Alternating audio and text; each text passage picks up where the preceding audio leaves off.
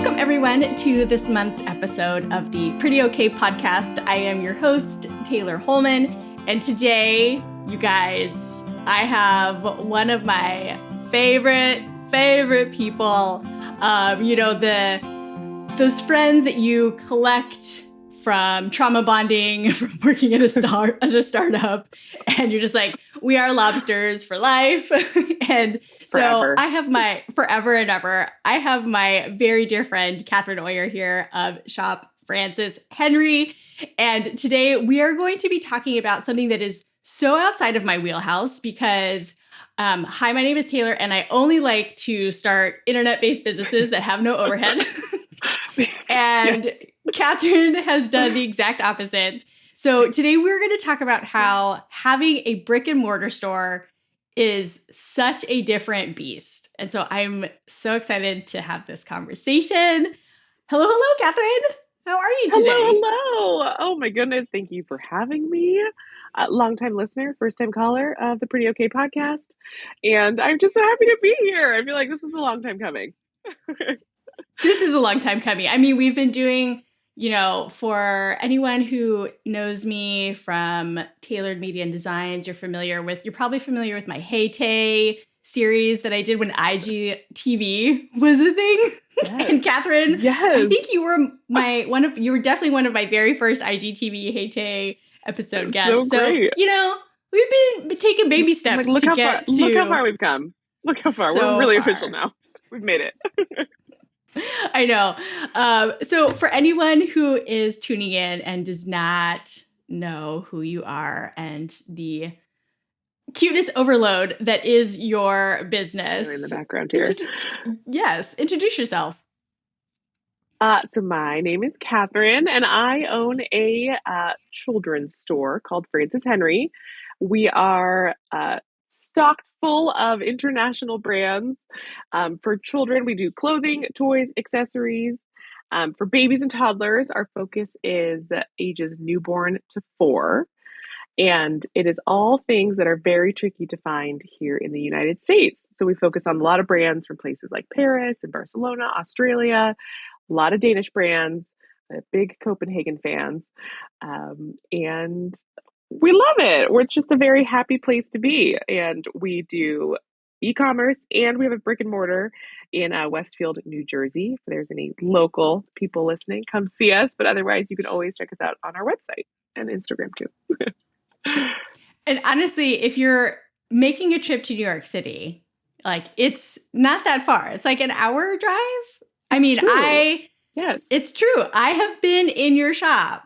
I have made the check as we all should. So if you find yourself anywhere within a certain radius of Westfield, New Jersey, please it's worth the effort. Downtown Westfield is so cute. You have a great lunch. You can go chill in the park. You can hit up Francis Henry, and it's just going to be a beautiful afternoon. So, well, okay. I would love to start this conversation at the beginning of the story because, you and I have known each other since, I'm pretty sure 2015, when we, like I said, trauma bonded. 10 years. Coming up on 10 years of friendship. Thinking back to, the startup, we have worked together in a very different capacity. But even though you were wearing your PR hat for the startup that we worked at together when we first met, we always knew that there was Catherine was going to do something other than PR, right? And so I'd love to have you just share a little bit of your story about testing the waters with taking Francis Henry and launching it online to start. What was that like? Absolutely. So I little backstory about opening a store, because it does seem like such a hard pivot from doing PR for so long. I felt like I always knew I wanted to have a store. Funny enough, even when we moved to San Diego before we met, we were looking for places to live. And I was trying to convince my husband that we should rent apartments with a storefront in the bottom. And he was like, but why? You don't have a store. You have a wedding planning business. You work in PR. This is not a thing. So I always knew eventually it was going to happen. And when we had moved to the East Coast from San Diego, I got here and recognized that there was such a miss. I think the East Coast is a little bit slower to bring like really great independent shops and boutiques and independent coffee shops, restaurants. It's just been a little slower to open outside of obviously Manhattan is chocked full of it. So when I got here, I thought, oh, this is perfect. I'm going to open a store. But I got sucked back into corporate America and took a job. But, I've always been one to like to tinker with things on the side, a little bit of a side hustle. And I decided when the pandemic was happening and we were all at home, I had two toddlers running around and I was pregnant and I was working full time from home. My husband was working full time from home and I was going a little crazy and I needed to do something on the side. And I thought, you know what? I think that I'm going to start making this boutique idea, this shop idea come to life. I thought literally just for me. I was like, I'll build a website because this seems like low entry. I was like, I'm not going to run out and sign a lease, even though that is does sound like something I would do. But I was like, you know what? I love Shopify. I've heard great things. I'll start a website. This is just for me. Like, I'll get it up and running. And it seems like very easy entry to start a business as opposed to going full out. Obviously, retail is very capital intensive. So yeah, I was like, you know what? We'll try this. We'll try it. It was always just kind of, we'll try this. We'll try this. And I did the website and then I kind of started reaching out to brands just as trying to get information. I didn't even think it would start that quickly. I just thought I'll just reach out to a few people and see where it goes. And yeah, it really started to roll downhill at that point. I was like, well, now I'm committed. I'm like, I'm buying clothes. I guess this is really happening. So that was kind of the start. That's cool. When you first started, when you're in that, I'll just try this mode. I mean, do you remember kind of what your hypothesis was? Like, oh, I'll try this and maybe it'll do that. Do you remember any of those conversations you were having probably with yourself? Yeah. Yes. So in like the many years leading up to this point, when I thought I was going to open a store of some kind, I had started keeping a catalog of brands that I loved. So I have three kids. I My husband and I would often travel to Europe, and that was always the first thing on my list was I really wanted to go check out baby stores and baby brands. And like love European baby brands. And so I was shipping a lot of these baby brands to us that I could not find anywhere in the States and was feeling very frustrated by that and was paying outrageous shipping fees. And I don't know what dawned on me. I think in the pandemic, I realized that I was pregnant with our third baby and again was starting to look for baby clothes. Could not believe that these baby brands still, were still not coming to the States. I was still having to buy these shipping fees. And it just occurred to me that even though I had this giant list of brands that I loved, it was across all categories: home, lifestyle, women's, baby. The baby list of brands was like explosive in comparison to like, oh, the home goods brands that I liked. And so it occurred to me that I was like, I can't possibly be the only one who loves these great European international brands and wants them. And it's like the prices aren't exorbitant. It's like, you go to Paris and there's great clothing, incredible quality, not exorbitant prices. And so I don't know, I'm a crazy person. And I was like, I can't be the only one. I could start a business. And if I want to buy these things, I'm sure there's other moms who want to buy these things. And maybe I can help kind of connect the dots, take away that crazy international shipping free. And I think the thing that really pushed me over the edge is there's one Australian brand that I love so much. And I had ordered a few onesies for the new baby, and it took 6 weeks to deliver. 6 weeks. And it was like not a big package. It Did didn't they have to go even through fit? customs. Like, had you sized up That was enough? exactly the thing. And it was like, thank God this baby was not born yet. Because it occurred to me that I was like, if I had ordered it and I had a baby in my arms, it would not have fit by the time that it arrived. And I was like, gosh, if there is some way that I could shorten, obviously, the travel time on that. And I was doing so much research trying to find it. And then it just occurred that I was like, you know what? We'll try it. I have this idea that I think I'm not the only one who wants these great clothes. We'll try it. Again, very low entry. Did not spend $500,000 to launch the business. It was just like, we'll try it. We'll just try it. We'll just try it. I love We'll just that. try it. We'll just try it. Also proof that like I roll around with all the moms because I was like, did you size up enough for that to I fit? love that you knew Like, that. You're like, that does not make sense. no, even the non-moms, when you hang out with moms, Stand. Yeah. it's all osmosis in my brain. Yes. So Yeah. yeah, immediate knee-jerk reaction of concern. Red flags, red flags. Yes. You're like, something's wrong here. Yes, something's super wrong. Okay, so what was okay, that transition from the safety of having an e-commerce store, right? You still have overhead because like you said, you have to buy inventory. So you're not getting away with like, oh, I just have to pay $300 a year for my website and like, $50 a year for my domain kind of business. Like you still had to invest money into Francis Henry. But that transition of going from the safety of an online store to the like, I am so terribly invested in a So storefront. invested. Yes. Yes. I know there's probably not like a single moment where like, ding, this is what I need to do. But what was that transition like? Like, what were the emotions going through all of the parts of your body? Terrified. Just What kind terrified. of yeah, like what kind of conversations were you having with yourself? And I assume, Chris, like, okay, I really want to do this. Like, I'm really talk to me about that. Yes. So between the time that I launched the business, like can shop online was like October 2020. And then we opened the store September 2022. So like there was a lot of time in between that where I feel like I was like getting my toes wet, was kind of understanding the business. I had a couple ordering seasons underneath me. I was understanding how people were buying.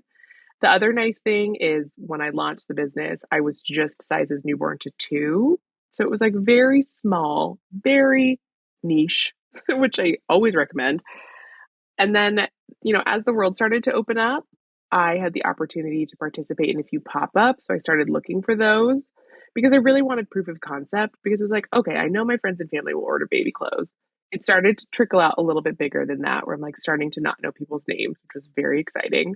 But still, to your point, the jump to brick and mortar is huge. Like the investment up front that you're like, I really hope someone buys this because I own this now was terrifying. But I think the very first time I did a pop up, it monsoon rained for 5 of the 6 hours that I was there. And I still did like 10, 15, 20 times the business I had ever done in one day online. Like more than like I had done in a month online because obviously like when I started, nobody knew what it was. And I was like, oh my goodness, like people are seeing these products in person. They're touching them, they're feeling them, they're understanding the quality is like out of control. And so it was like, even though the participation in that pop up was so low, I did it just like right in that moment. I was like, oh, people want to see this stuff. They want to be interacting with it. And so I did a couple more of those, and like some were good, some were terrible. But I could tell the way people were reacting. And people were giving me the same feedback. This is not something we see every day. Where are you getting these? I can't find great clothes for my kids anywhere. It's very hard to shop. It was like consistent comments. So I was feeling a little more confident about the idea, and that certainly helped. But it was still very scary to sign a lease. I mean, I think I had been looking for retail spaces. I thought I wanted to go the semi permanent pop up route before I signed a true lease. And I had actually gotten pretty far down the road with a space that was available. It was coming off the pandemic. There were a lot of open spaces. And I had talked to this landlord about doing, like weekend pop ups. Because at the time, I was like the sole caregiver of my kids. So it's like my husband worked full time. So it was like not going to be a weekday thing. I was like, we'll just open on weekends and see how it goes. And I'm very thankful that that didn't end up working out because I think the investment that you put into a pop-up space, it's just pretty much the same investment that you're putting into a permanent space. Because if it looks janky, people are gonna come. If it looks really pop-up-y, like you're just taking over a space. And so I'm glad it didn't work out. But when I finally found the location that we're in now, it's like something about it. It's like I walked through it and I just knew what we could do to the space. And the nice thing was Yeah, the because rent was not it was so crazy. dark, right? It was so That terrifying. When I walked in here, all the walls, the top half of the walls were teal, like teenage bedroom mm, teal. The bottom half of the walls were black. And I was like, it was an ice mm, cream store, which I still don't, even though it was an ice cream store, I don't know why they chose those pink colors. It was awful. It was terrible in here. But I was like, I don't know what it was. I could figure it out. Like, amazing light. There's a parking lot in the back. There's a back door. People can like bring their strollers in. We're kind of at like a less foot trafficy end of town, but I felt not worried about that because I'm kind of at the preschool end. Preschool end, beautiful park. Like it just felt like, all right, if I really want to get proof of concept, like I am kind of a fail fast person, but I was already 3 years, 2 years into this business, and I just wanted to know because brick and mortar was always the plan. I think honestly, I'm crazy enough to I probably would have started with brick and mortar and done e-commerce second, and I'm so thankful that because of the pandemic, I didn't do that and I went the opposite direction because I felt so confident opening because I already knew all of the operations, the back end. Like I knew how to ship packages, I knew how to, interact with customers, I knew how to ring people up. Like these are not things I was learning on our grand opening, which was awesome. But no, I was terrified because I mean, money. I paid to renovate the space and I had to pay that first load of inventory. We also got a little bit lucky because I had already bought for the season that we were going to be opening. So I bought so little because I thought we were just doing another round of pop ups. I was like, oh, brick and mortar is not going to happen. And so it actually kind of worked to my advantage because then I was like scrambling to find products to open the store with. But then it was like, I didn't overload the store with too much of just like guessing, throwing spaghetti at the wall. But yeah, I mean, it was really scary, but I just figured if I don't do this now, I'm going to be thinking about it forever. I'm going to be really obnoxious talking to all my friends and family about it. And I'm like, all right, what is the worst that can happen? The worst that can happen is I lose all my money. And I thought, okay, all of this money, the worst that can happen is bankruptcy. But the worst that can happen was all of these clothes. It's like I tried to keep my permanent investment very low. It's like yeah. I did the painting, I did like a lot of like the DIYing of getting the store to look. But it's like the inventory, I always felt like this is kind of an investment. Like if all else fails, I could sell it for cost and Hmm. like get out of it. Yep. And then I just like really Yep. crossed my fingers. I was like, I hope this works. It was Well, scary. It was very when scary. you were talking about that that first pop-up that you did, and I remember seeing Mhm. those stories and I'm like, "Oh my God, it's pouring rain. I'm It was Catherine." raining sideways. Mm, We were like putting up mm, sheets trying to block. It was so bad. It mm, was so bad. mm. But, when you were talking about that, I was like, that's the power of when people get to actually experience, right? Like people throw around this word experience and experiential marketing all the time, but it does really speak to the power of what you can learn when you put your product in someone's hands, when they actually get to try it, to feel it, to touch it, all of those things. And I mean, in like very simple language, that's the power of showing someone versus telling them, right? Yeah, Or if we absolutely. go one step deeper, that's the difference between benefits and value versus just talking about like deliverables. And so that's just one of the marketing lessons that I want people to file in their brains is that the best thing you can do is really let someone decide for themselves like in real time by like not having to debate based off of assumptions and guesses like whether or not this thing Yes. is for It's like them, take the right? Like action and then decide what you need to fix. Yes. yes, yes. So that's the marketing business lesson for all Yes, of you're you like, in here's this. the bumper sticker for this. Yes, yes. Okay, so let's talk about. I mean, Francis Henry brick and mortar Westfield shop is what it's going to be two this fall.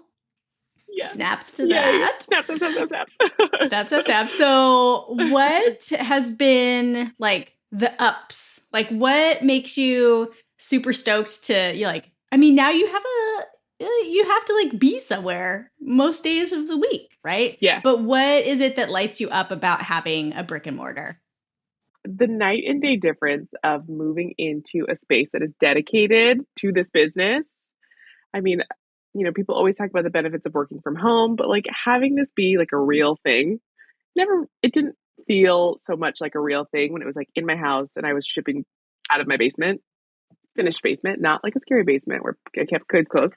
Um, but I was like, want to give people context. I'm like, their clothes are not next to the boiler. Yeah. I just think Home Alone style. customers, yeah, no, seriously, like nothing scary. Interacting with customers, I think it's so wonderful. I mean, I am in a very special a section of retail because like pregnant moms and newborn babies and like little toddlers are so precious. And it's like everyone's in a good mood when they come here. Like, people are either, if they don't have kids, they're coming in because they're celebrating a baby, they're going to a baby shower, like a coworker or a best friend, or they're becoming an aunt, like a new niece and nephew, or it's like a mom who just found out. I cried actual tears the other day because we had a couple who was here shopping and they told me that they had just left their like 20-week ultrasound. They found out they were having a boy. And she said the first place that they thought of that they wanted to go was the store. And I was like, I'm gonna cry again thinking about it. Because Yeah. she was like, I was like, that is the first place because she was like, I knew I wanted to come, like, I want to come buy something. And I was like, like so like being involved in these moments in people's lives, like it's everything. It like has very little to Yeah. do with the clothes. It's just mostly having to do with just loving on these babies. I just love it so much. So that's Yeah. the highest of highs. It will never get better than that. Like little girls coming in to pick out their like third birthday party dress for their birthday, or like we have a little celebration section, so we sell some party goods, and it's like they get to come pick out like their number birthday candle and like what balloons they want. And like it's everything. I'll never get over it. Every day I want to be here every day. I like never want to leave. Yeah. I mean, I remember when I was there, our mutual friend and like my other dear friend Megan, she Yeah. was she and her husband were kind enough to schlep me from New York City So to nice. Westfield. So nice. So that this Southern California kid did not have to try to take public transportation. Very terrifying. You're like, I don't know where I'm going, what I'm doing. No, that's not a thing. I had dreams about getting lost on the subway in New York City prior to that trip and like crying on the platform and no one helping me. So it's like, I can't. That might have happened. Yes. But I remember being in the shop with the two of you and just like, getting very overwhelmed, like in a good way, like very overwhelmed with emotion because of having known like your not entire, but like a good chunk of your journey to get to this spot. And, it was just, it is like, it feels, there is like a feeling to it that I don't have a word to describe that you get when you walk into Francis Henry's brick and mortar. But it's like, guys, I mean, I'm like the tough Leo who like, does it. And I was just like, this is my friend. This is shop and I'm so proud. So I love that. And that's like a wonderful thing to feel about your own business. And I know a lot of people, it's like, that's what we strive for. That's what we hope and we conceptualize about our own businesses, that I'm just gonna be so stoked to go to work every day. And I'm glad that is like you have that. But hardcore realist over here, gotta also talk about not like that every day. It's not like that every day. There's got to be a kid that walks into the store and just like has a meltdown every once in a while. So what are some of the things that, are just like real experiences, real challenges and, like hurdles that you're trying to get around and over? To your point, we love internet businesses because there's no overhead.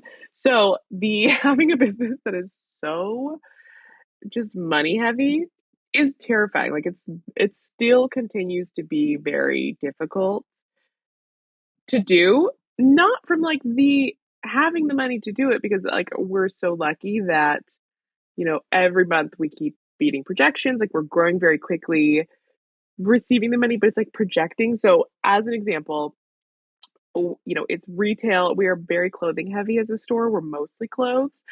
And everything we buy is essentially cut to order. So a lot of these brands are so small that they don't make excess.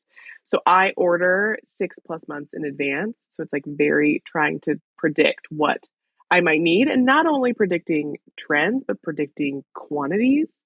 So I just closed all of my orders for fall winter 2024. So it's like all the things that will deliver next August, September, October. And I was having to write these orders like in January. So I'm like coming off the season and I'm writing the orders for the next season in the year. And it's trying to gauge, it's like, oh, I bought, three to 6 months of this item. And like I sold out of it in a week. And it's like I can't go back to these brands and say, hey, I need to order six more.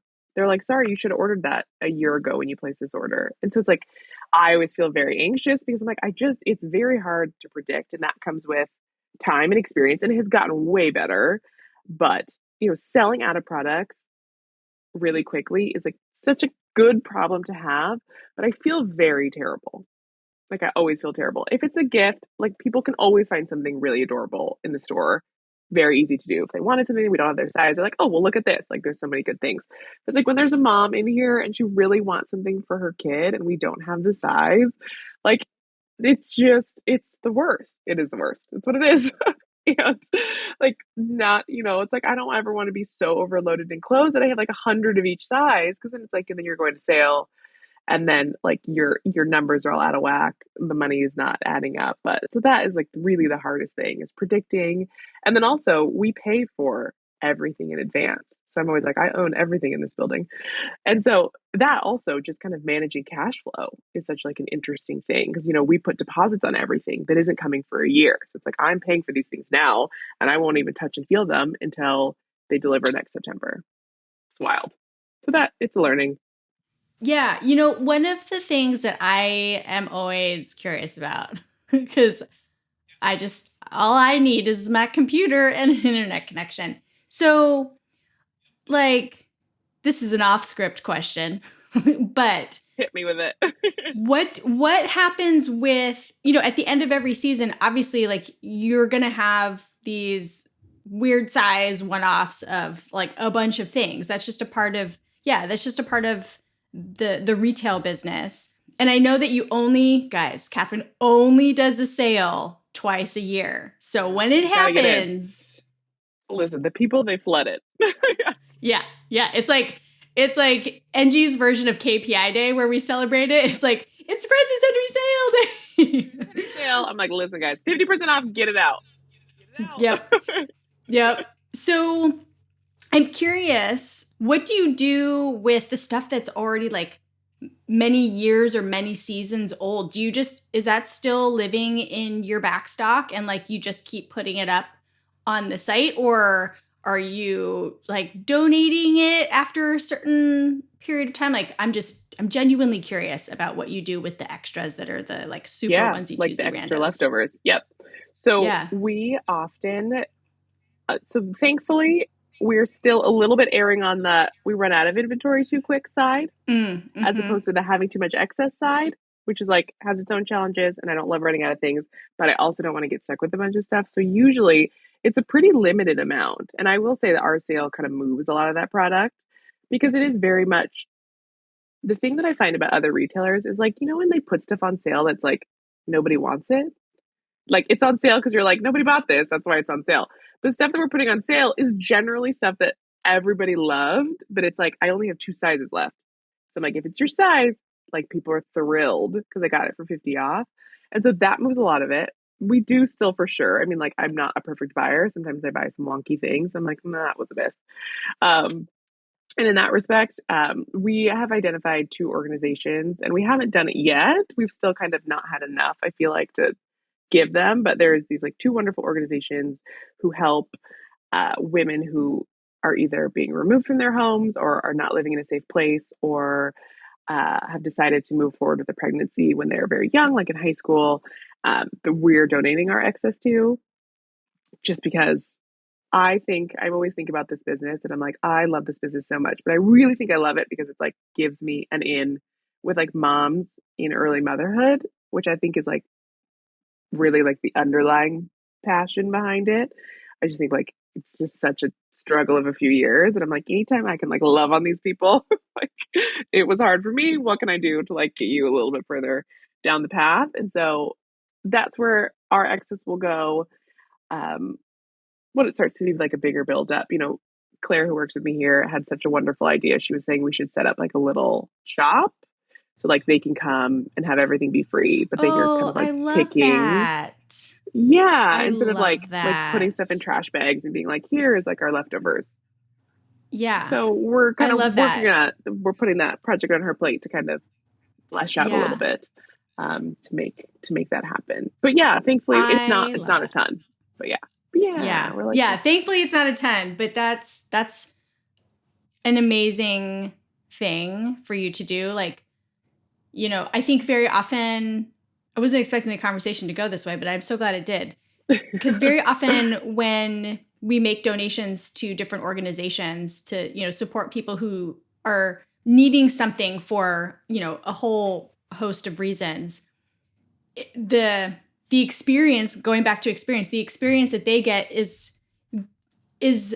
fundamentally helpful, but it's not the same experience as someone who has the ability, the agency, the means, the freedom, whatever it is, to like go and choose to find those things. And so I am obsessed with this idea of, or this project of creating a space where the people that you're going to support are going to come and like get to experience how wonderful it is to be in your shop. Like that's, I yeah, mean, and kind of like so make it good. a thing. Yeah, so Yeah. we're excited, So and good. So yes, good. all the props to Claire for that idea because I was like, oh, like immediately, like I'm a crier, clearly.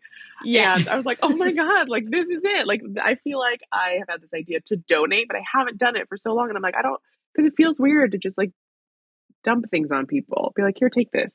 It didn't sell. Like I don't want it to be that. Yeah. You put too much care into all of the parts of your business for that to feel like congruent with the experience that you building around the brand. So I'm obsessed. Yeah. I'm obsessed. Yeah. We'll keep you So posted about that. I'm very excited. yes, keep me posted. Keep me posted. And everyone who's listening, like keep watching this space. And when Catherine brings this project to life, we all need to like try to break the internet about it because it's so special. Totally. And so, Yeah. um, well, as we wrap up our conversation, what is like the biggest Lissai, I wish I knew this before I opened a brick and mortar. What is that thing that you're like, I wish that past Catherine knew what present Catherine knows? Knows now. Gosh, that is a great question. I think it's something that I'm still learning that to understand the flow of business, my background being in a host of things, but most recently in retail, you know, I understood like the fashion calendar. You have fall, you have back to school, you have certain seasons that are heavier than others. It's like for us specifically, July, everyone goes out of town, everyone has traditionally like homes at the Jersey Shore, they're traveling, they're going somewhere else. And so it gets very quiet around here. And I wish that I had better set myself up for understanding the really crazy parts of the year, but also kind of like, how would I know? So, like, there is this period, and it happens every year in January where I feel like I'm going to cry every day because, we go into sale, 50% off sale. It's nuts. Packages we're packing, flying out the door. And like up until 5 seconds ago, it's just been me doing all this. And, but then like I'm also in market. So I'm going to Paris and trying to write orders, but also trying to run a store.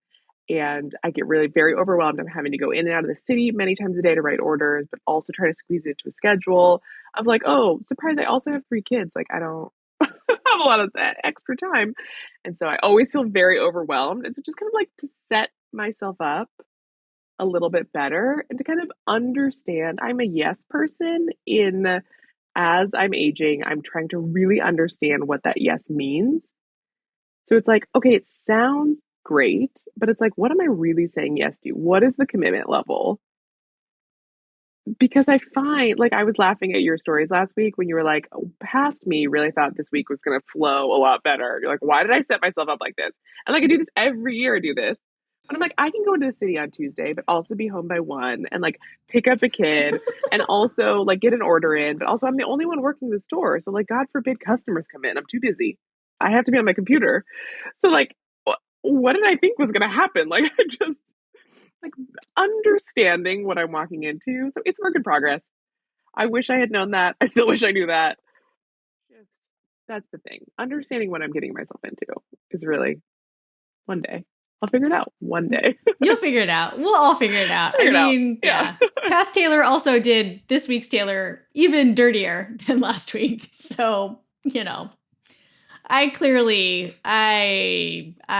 don't know up from down, but that's fine. This is life, you guys, Learning. as a business owner. Learning. So, you know, well, this is such a fun conversation.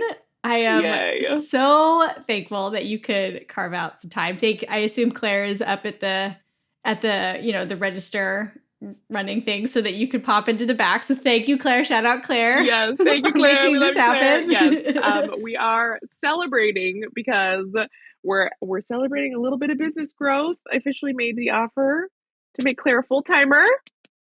Yay!